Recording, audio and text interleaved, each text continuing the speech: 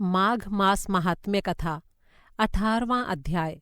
इस अध्याय में आप सुनेंगे महात्मा देवदूती द्वारा विभिन्न ऋतुओं में विभिन्न प्रकार से तपस्या करना, उनके तप से प्रसन्न होकर भगवान का उन्हें दर्शन देना और मनवांछित वर प्रदान करना। ब्राह्मण वेदनिधि ने महर्षि लोमश से पूछा, प्रभो, देव इति कौन थे? वे कहाँ रहते थे? किसके पुत्र थे? और उन्होंने किस पिशाच को मुक्ति प्रदान की थी? तब महर्षि लोमश बोले, सरस्वती नदी के सुंदर शांत तट पर पर्वत के ऊपर अनन्य विष्णु भक्त महात्मा देवदूती निवास करते थे। वे कठिन तपस्वी थे।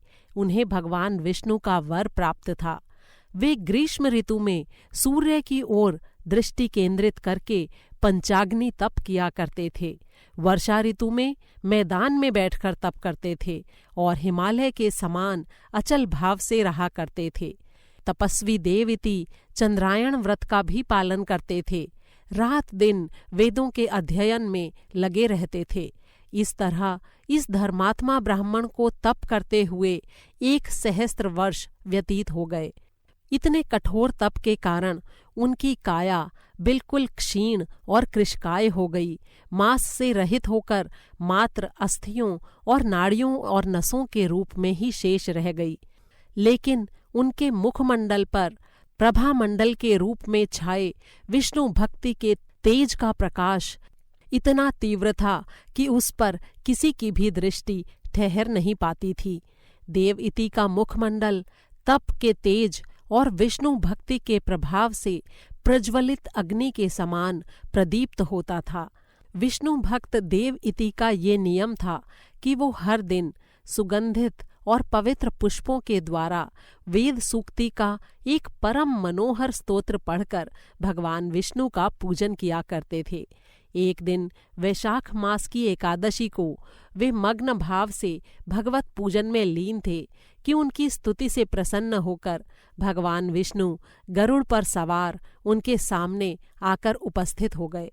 जब ब्राह्मण देवइति ने प्रभामंडल से दीप नीलांबर छविधारी चतुर्भुज देवों के देव भगवान विष्णु को साक्षात अपने सामने देखा तो हर्ष के अतिरेक में उन्हें रोमांच हो आया। कमल नयन पीतांबरधारी दिव्य आभूषणों से अलंकृत देवाधिदेव को देखकर उनकी आंखों में प्रेम के अश्रु उमड़ आए।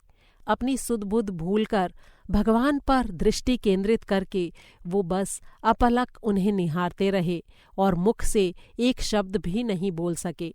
अपने भक्त की ऐसी भाव विभोरता को देखकर भगवान विष्णु ने मुस्कुराकर उनसे कहा, हे विप्रवर देवइति, मैं तुम्हारी मनःस्थिति को जानता हूँ।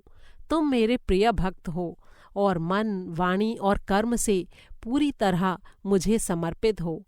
तुमने समस्त प्रकार के कर्मों का परित्याग कर दिया है और तुम्हारे समस्त भाव सिर्फ मेरे लिए ही हैं। तुम्हारे ध्यान में सदैव मैं ही रहता हूँ। मैं तुम्हारे इस भक्ति भाव से पूर्ण सुंदर स्तोत्र से अत्यंत प्रसन्न हूँ। इसलिए हे निष्पाप भक्तवर, तुम अपनी इच्छा के अनुसार मुझसे वर मांगो। हे विप्र, देवाधिदेव भगवान विष्णु के ऐसे वचन सुनकर प्रेम के आनंद में मग्न देवइति हाथ जोड़कर निवेदन करने लगे।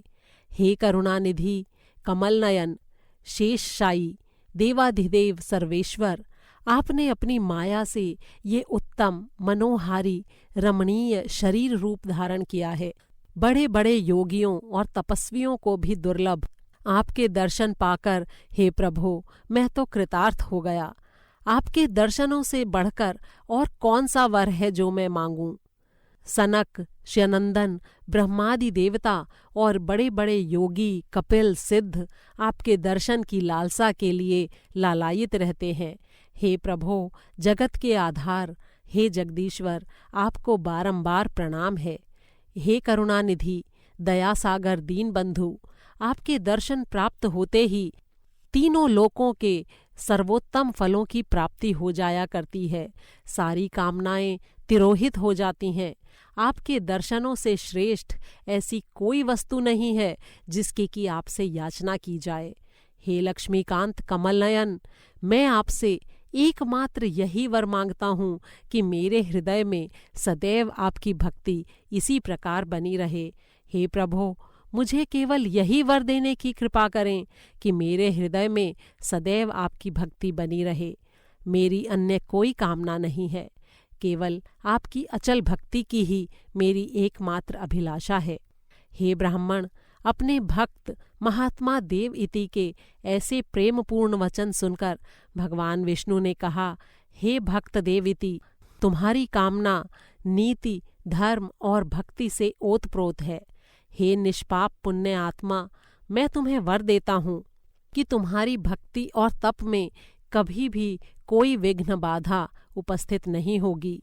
साथ ही तुम्हारे द्वारा निर्मित इस स्तोत्र को पढ़ने वाले भक्तजनों के समस्त पापों और संतापों का पूरी तरह से नाश होगा। भक्तिभाव से इस स्तोत्र का पाठ करने वाले सभी प्रकार के दैहिक, दैविक और भौतिक पापों से मुक्त होकर मेरे परम धाम विष्णुलोक को प्राप्त करेंगे। मेरा ये वचन संशय रहित सत्य है।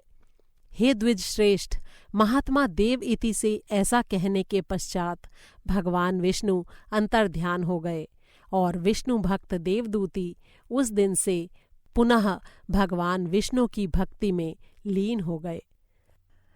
इति श्री माघ मास महात्म्ये भाषा टीकायाम 18 अध्यायः संपूर्णम्। 18वां अध्याय समाप्त हुआ।